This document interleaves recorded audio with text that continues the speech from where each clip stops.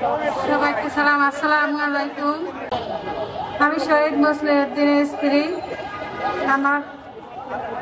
উনি শহীদ হওয়ার সময় আমার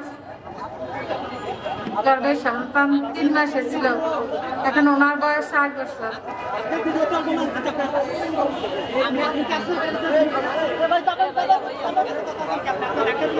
আসসালামু আলাইকুম। মুসলিউদ্দিন সাহেব মারা গেছিল।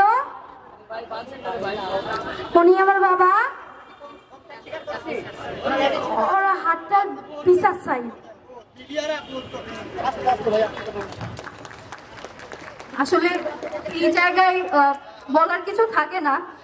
একজন সন্তান যে ভালো মতো চিন্তাও করতে পারে না, যে ভালো মতো কথাও বলতে পারে না, তাকে রাস্তায় এসে সেই বিচার দাবি করতে হচ্ছে। যে বিচার আমাদের তাদের কাছে যখন আমাদের ফ্যাসিস্ট সরকার যখন পতন হয়েছে, তখনই যে বিচার তাদের আমাদের পাইয়ে দেওয়ার কথা ছিল, সেই বিচার আমরা করে দিতে পারিনি বলেই আজকে আমাদের এই পরিস্থিতির মুখোমুখি হতে হচ্ছে।